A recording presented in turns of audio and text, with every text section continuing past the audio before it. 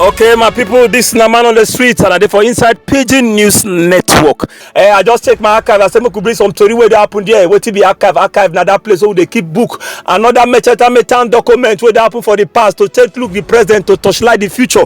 Now I can't touchlight see my oga Oshomole Aliu Adams that year where they promote him man Obaseki to become governor. I seen they do everything possible that time because they talk say Obaseki na the right man. Where they bring and come television that year. Now he talk say the memory when no go fade when they advise PDP. He say now make them make pastor their candidates for PDP. Now he go fit help them. But what he mean be say if they put pastor as their candidate, he say pastor dey there, it just be like Janglova for APC to become governor and to win the election. Because pastor dey there for them, now no contestant for them. He no reach to move them at all. He said because the thing where they surprise am be say some people they talk say now they make him Adams Aliu Oshomole. Say now they make him governor. He say why they go talk so? He say he don't make him name, he don't get that weight even before he come Edo State. He say so make anybody no talk say that they make him governor. He don't get him weight. Now make him be Oshobaba. Because say well thank God say politics now but they level everybody, they bring everybody to become equal. He said because some people take say in use other agidi to win election for Edo State. He said no, he no use Edo State property, he no use anything. He said what he use to win election. He said now the trust and the strong eye wey get and agidi and pepe eye now make him say win election and become governor for Edo State. I will recommend strongly to PDP to make pastor their gubernatorial candidate. If they do, we can put any character we will win, because you'll be testing a well-known non-performer to somebody that I don't people got. So those are the hard. No. These have been well canvassed, because the man said, I made him a governor. How can you make me? I was already a household name before coming to Edo State.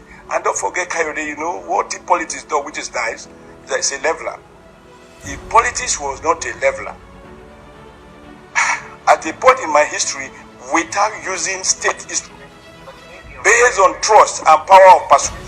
The cause I say, but Oga will show you. They talk say this your opponent where they come where want for this your boy follow contest for governor. You they talk say then they are weighing up your. He said not talk say they are weighing up your whether them be chief of staff before or not. He said but what they talk be say the time I come office as governor, I check the budget of the state to see what they don't do. I see say they don't do budget for road and for other things. Say but when I confirm, I check say nothing like road exists, and yet they say money don't go for the matter and other things. He said so make they bond the matter. Now they go say Oga will show Baba. So you they try to talk say they thief money before you come office. He said I not talk so. He said but what I know be say I promise myself before I enter office. I say if I enter now forward ever I be, I no be backward never. I no get time to they look back to say anything. The most important thing be say make I go forward. He said now so he they talk because he they promote him man Obaseki to become governor.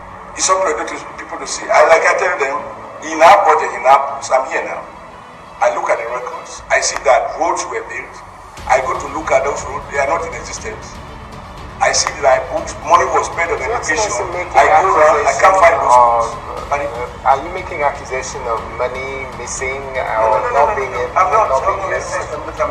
My promise to myself when I assume office here, yes, I will look forward. I have not come for an inquest.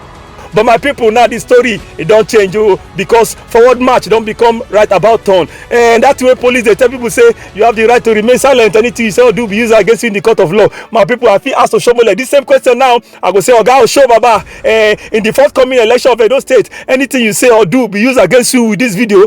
So may you keep your mouth shut for the matter. My people, this is what happened that year, but everything that don't change between Osho Baba and Obaseki. This na Pidgin News Network and a man on the street be this.